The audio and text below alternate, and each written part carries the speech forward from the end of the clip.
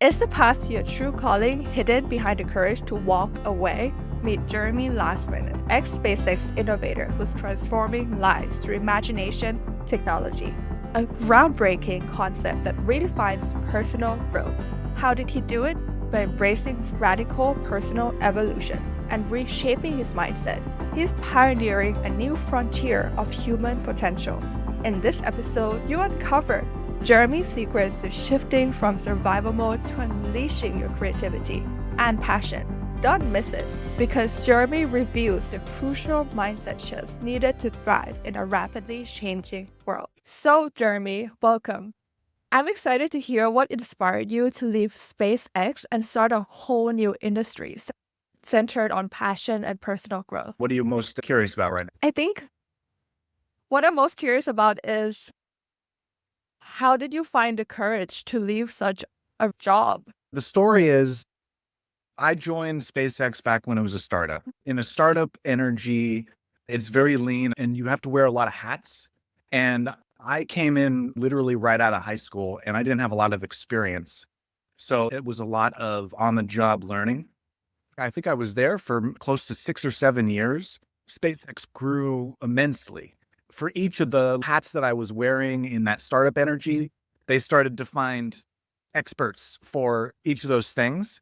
It came at a time when it wasn't a startup anymore, and thus I met that place where I wasn't needed as much, and I saw the opportunity where I was ready to do my own thing, like you said, and then it was at that moment, let go, and then allowed to do all these other things. So you prefer to build something from the ground up and be in the beginning phases of building a company? Yes, I very much have that entrepreneurial spirit, and I do love the building part of things. So imagination technology is such a unique concept. How does it work to help people shift from survival mode to thriving mode? Sure, it is a new framework to understand how to consciously evolve.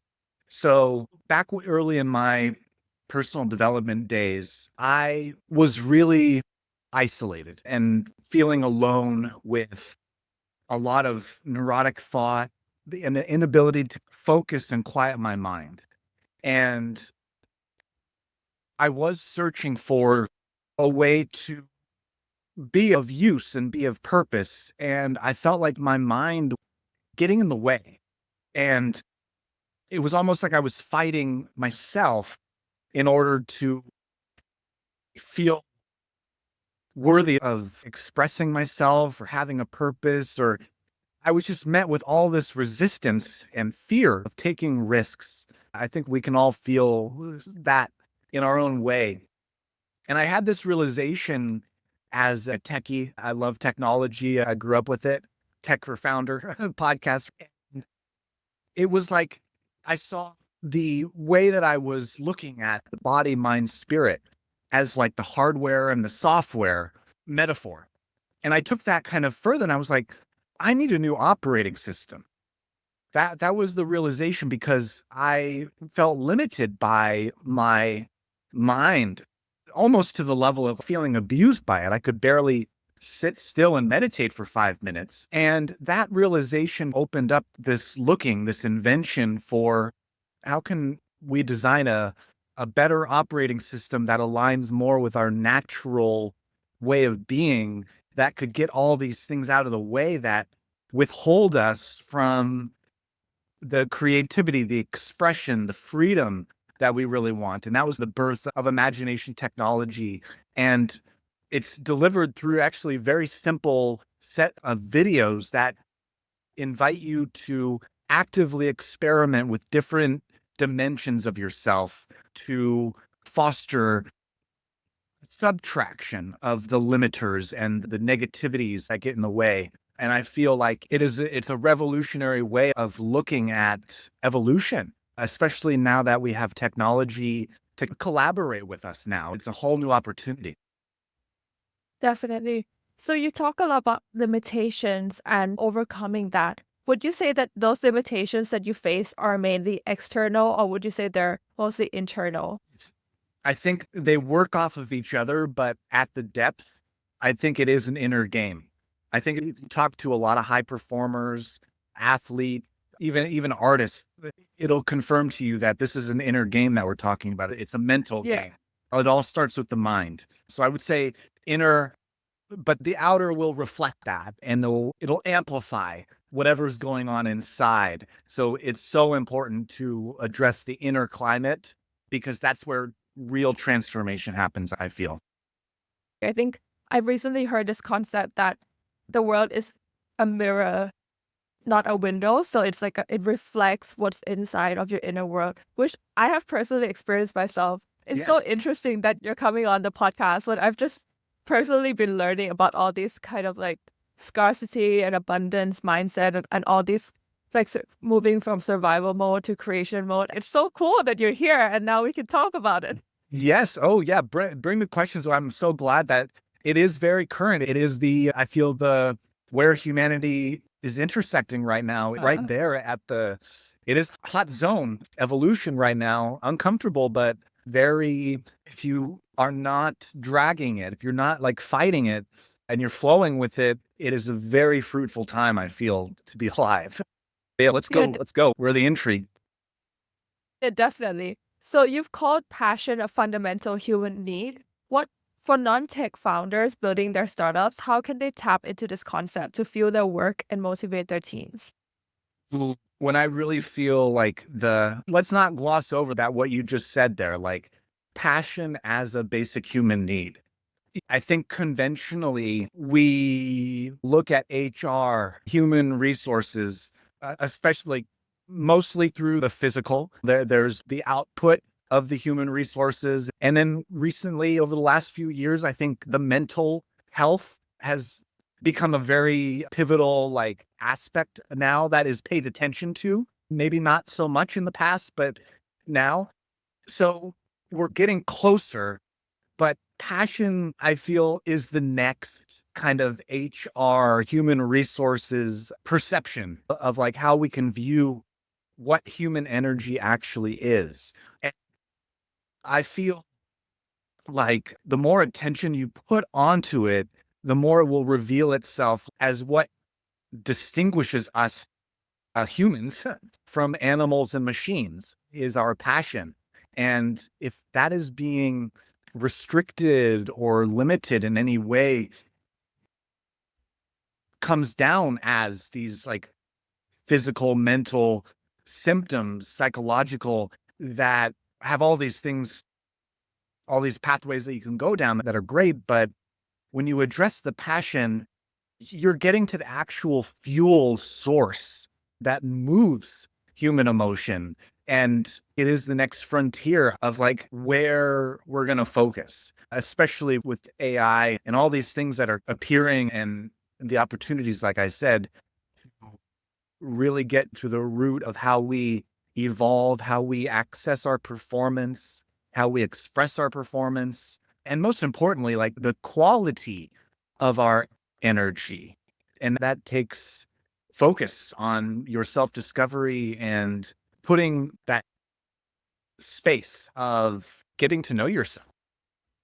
I think especially with AI and automation, it just means that we need to become even more human and better humans and more driven humans because otherwise we'll definitely be obsolete.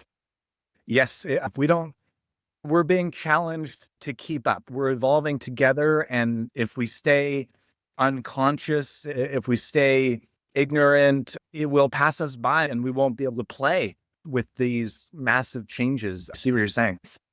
Another thing is that I think a lot of people, especially in their 20s to 30s, they're all trying to find their passion. Do you have any advice for them? Yes. Oh, I was there. I was there. Obviously, the first would be to look at your operating system. Look at what is running the show of your thought, your beliefs, your patterns. Self-realization goes to very deep depths and very high heights. And if there's one thing that I could share about finding your passion, which is a funny way of saying it when it's just passion is the fuel of your energy. So it's already there. It's just a matter of cleaning what you can't see, cleaning the fear, the negativity, because it's already here. It's not something that you don't have already. And that's maybe a good starting place. But I would say the most challenging thing that I could say is creating the time and space to practice being still and being observing your thoughts rather than thinking about doing what can I do in time. It's going to be that counterintuitive, and this will, from that survival mode like you were saying, it will seem not allowed. It'll seem like a rebellious act to do this, but that is the very reason why you should do it. It is the taking time to be still, slow down, and observe. And for me, it was writing down a lot of stream of consciousness, like to make sense of the mess that was going on up there, to get it out and to actually look and discover new parts of yourself. And like I said, at the beginning, it's going to seem awkward to devote time like that, especially when there's so many things that need to be done and all that chaos. But that revolutionary, that rebellious act is that first step into discovering like what your passion is really capable of. Completely agree. I think being conscious of your thoughts and observing them and seeing where that goes and what's blocking you, because I think a lot of people have a lot of things blocking them as well. That really, I feel like it just like clouds what they're supposed to be doing in life. Exactly. The fear, negativity, doubt, all these lower frequency things that used to have a purpose in the survival of the fittest realm of needing to protect and control life. Can you share one specific framework or system that helped you turn an idea into a scalable product? Oof. It has been a long process, I would say. It was R&D. It was literally treating my work like research and development. So I was very much like the scientist, kind of experimenting, all together with learning to be an artist with my energy. And so it was a lot of first self-experimenting, things myself, pushing new buttons myself, messing around with changes and messing around with my own field.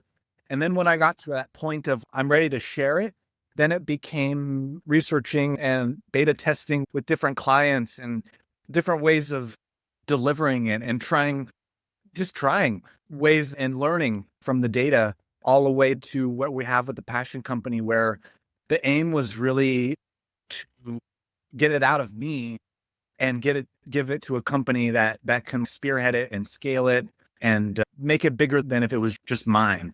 As far as systems or frameworks, it was a lot of journaling. That was at early days. It wasn't anything specifically that I can name to a framework, but it was just following the excitement, following my edge of what attracted me, because I've never approached like what I would call my soul's work as trying to do it the right way. It's always just been like whatever lights me up and playing down those ways. That's what I would call my framework of getting an idea into action. I love that. I think following your excitement is very important, but I think for entrepreneurs, they also have this issue of shiny object syndrome. How do you make sure that you're following your excitement and it goes into the direction you want? Oh, I've not been averse to a shiny object or two along the way, but I think those are purposeful. If you're not looking at failure as a black and white thing to avoid. And so it teaches you something of a discernment. Teaches you, yeah, what didn't work teaches you as much as what works. Look at Elon Musk and the SpaceX rockets, right? A few have to blow up in order to learn how to make them successful and sustainable. But if I were really to get down to the nitty gritty of like shiny object and excitement clarity, it is really to understand the sensitivity of what you're doing out of a survival, like the need to survive, the need for something to be perfect or somehow to complete you. There are all these different measurements there of excitement versus fear. And it can get a little murky there, but I've noticed in my learnings of the shiny objects that would take me and divert me elsewhere, it was because it was triggering some inadequacy or insecurity. And I thought that, oh, that'll definitely fix it, or that'll definitely, and it seems like excitement, but upon hindsight, you're like, oh, no, it wasn't excitement. It was like to fix the broken or to get to a destination that I would make me whole if that I'm not whole now. It can be subtle, but the more that you refine that sensitivity, that read and fail sometimes, it just provides that clarity to know where the hot focus actually is. And that refinement comes from the other side too. Definitely. I think that is good advice. So making sure that it's not out of fear, right? So if it's in a better mode, it means that you're not operating out of insecurity or you feeling like what you're doing is not enough. But if it's like something that you can add to what you're doing, so that would be more of an abundance kind of mindset. Especially like not acting out of anxiety, or it's a refinement process. Yeah. So what's one counterintuitive lesson that you've learned about innovation while working at the passion company that most founders might overlook? Counterintuitive. There, it can go into this direction. Like, it's the relationship with time that we can get pretty counterintuitive there when we go to the tool of time and the power the power it has from a survival mindset. But with this new operating system being powered by imagination technology, the counterintuitive challenge of not so strictly associating with time so fast and really getting to know your timeless nature changes how you approach tasks, the day, planning, strategy, vision, opens up when you challenge time as like a rigid reality. I don't want to get like too convoluted here, but like challenging the concept of time and getting to know what is timeless within you gives you this way of looking at, rather than being dictated by time, you more are the creator of time. And it allows you to find your own rhythms and patience, and not being rushed by fear opens up the innovation immensely, because you can, instead of being pulled by, oh, we got to get somewhere in the future and we have to get there as soon as possible. And that's great. But how is your quality of energy? How does the passion feel versus getting more present and creating and working from that alignment? It changes the game on what you're capable of and expressing your potential. Absolutely. I love that. People who want to get into entrepreneurship see this image of the entrepreneur like working really hard for this like really tight deadline. Like they need to launch tomorrow. So it's just like all this urgency, right? Startups need to be fast. You need to grow fast or you will die and all these things. And I really like that concept of making sure that you have a better relationship with time, because I think it is true that the deadlines are real, but if you're in the moment, you actually produce a lot better. Yes, it's the counterintuitive thing is slow down to speed up. That really is the physics there. Rather than fighting to go fast, it's not just to take away, like you're saying. Deadlines are great. They help focus, right? The direction. Yeah.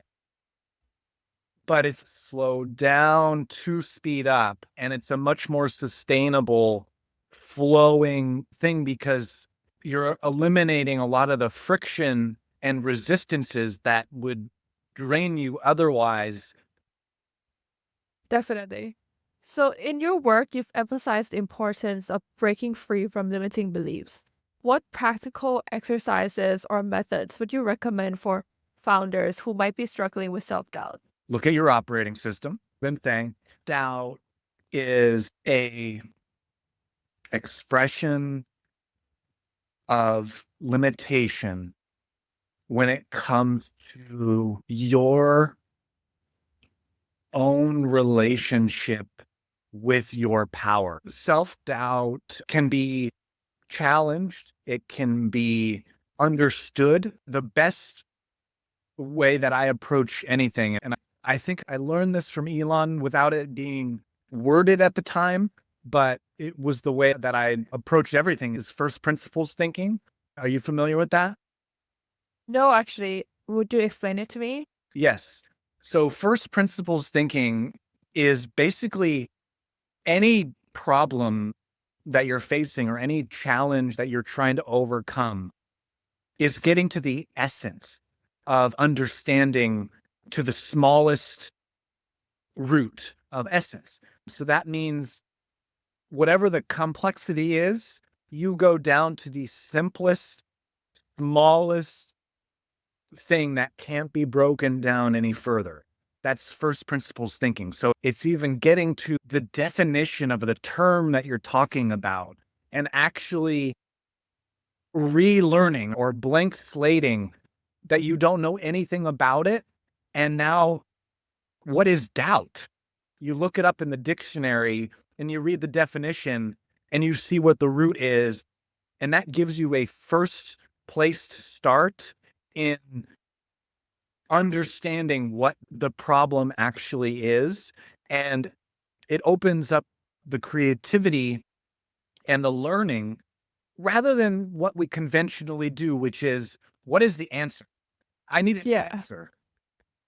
The answer, I just need, what is the answer to my self-doubt? Just give me the answer. We don't learn that way. There's no insight that way. But when you come back to first principles and you're going from a beginner's mind to really understand what you're dealing with, the who, what, when, where, why, how, all those basic questions, it sounds weird, but it gives you a place to start that refreshes, reframes how you understand and learn more like a child would learn. So trying to understand the root, even looking it up in the dictionary and also perhaps where it came from it, and then just removing that. Yes. So you've talked about imagination technology as a tool for conscious evolution. For a founder focused on business growth, what does conscious evolution mean in terms of leadership and team culture? Conscious evolution from that perspective is like the symphony, the orchestra of your culture.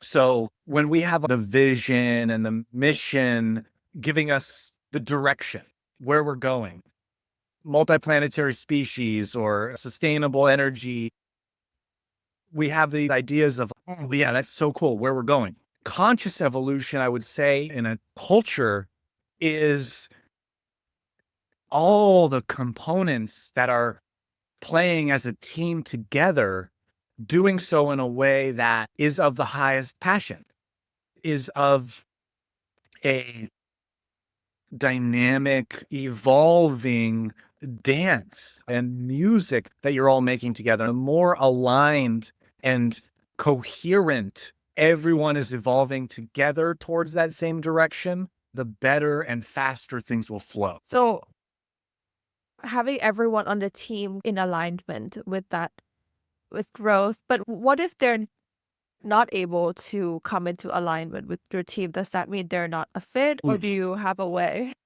I think individual alignment first will foster the collective. That's a tough question. If they're not a fit, they're not a fit, like that, like you're saying. But I think you're on it, right? When you're saying, like, if they're not a fit, they're not a fit. What is solution? I go to the operating system, but it's understanding, like learning what is not in alignment. Where is the speed bumps? Where are the pebbles, the rocks that are frictioning the flow? And I would want to know what that is, so then we can understand it. So that would be the way I would approach it. Why are you not in alignment? What's the friction? What's the conflict? And then addressing that, because getting to the root of, oh, this is just because this under here was firing that up. And that's why we have the conflict. So it would be addressing whatever the depth is there. So again, using first principle thinking, right, to Yes. understand the root core. Yes. That's great. So a lot of founders, fear-based thinking can block creativity. How do you encourage people to shift away from fear and embrace a more empowered mindset? Everything starts with the operating system, because when you're aware of the choice, because without the choice, you don't have a choice and you don't have freedom. But when you can see side by side the difference in this operating system from survival of the fittest, being driven by fear and negativity and feeling limited, and the quality of that energy versus something more abundant and positive, it's the choice. It's being aware of love versus fear and choosing love every time. And that it's inspired by where you are putting your focus and attention. It grows. I think a lot of people know that. And so I think a lot of people just don't know where to look when it comes to self evolution. We're caught in a behavioral and the external growth mindset. But to shift that camera and look inward, I think a lot of people are scared to do that. And that is truly what transforms your energy and your passion. I think a lot of people, they look outward for goals and wish a lot of it is to cover their insecurities. If they reach this, they're no longer X, right? But actually to get to where you want to go, you need to become that person first. Otherwise, it's very unlikely that you will reach that goal. Yes. Thank you. So looking back, was there a defining moment that helped you realize your mission with the passion company? I don't know if I can nail it down to one specific moment, but the story, I would say, started back when I was journaling a lot and starting to face some of my inner world stuff. And the best way that I can put it is I was incredibly like a perfectionist, just so in my head with self-criticism, with just a frustration that was just a mess. I started to want to clean and organize the confusion that I was experiencing. I got to this point where I saw actually what you had said earlier, that the external kind of is a mirror reflecting the internal, and there's something there. And I started to see the individual and the collective dynamic of consciousness, of this macro micro thing that I was trying to make sense of. And it was in those moments that the sensitivity that I had really started to frame how much suffering there was on the planet, and the burden. Once it wasn't like my burden, but I could feel like, oh, wow, we're all carrying something of a burden. Maybe not everyone, but I think I felt a collective burden with just the sensitivity, being a highly sensitive person. And I think at that point, when I saw that it wasn't just my feelings, but it was like a human experience that I was tapping into, that's where the birth of being a humanitarian, an activist, but from afar, more like an astronaut of it, because I was still not confident enough to express it, to share it. There was still a lot of work that I had to do before I could say it. There is this huge purpose that I have to addressing where human beings are suffering and struggling energetically, evolutionarily. And that really, I think, is core to my activism and to the passion company, wanting to help reduce fear and negativity and use imagination technology to help people upgrade their operating system and to lead a cleaner energy way of life. Yeah, I think I really resonate with your story. A lot of I'm recovering from perfectionism. It took me a long time to start posting on social media. And I think everyone has to go through that journey. And also, what you said about the collective and the individual, and it's true. We are not the only people who face certain things, and everyone out there is having similar issues. And that is what makes us human. And that makes us very much not alone in our journeys. That is so profound to say. And I think a lot of people need to hear that because loneliness is a part of that struggle and it doesn't have to be a constraint anymore.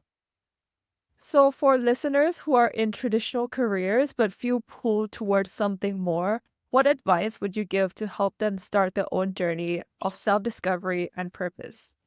We already said like the time and space for it, but I would say the next level of that is practice tuning to your curiosity and your wonder, especially if it's been forgotten and left behind in childland.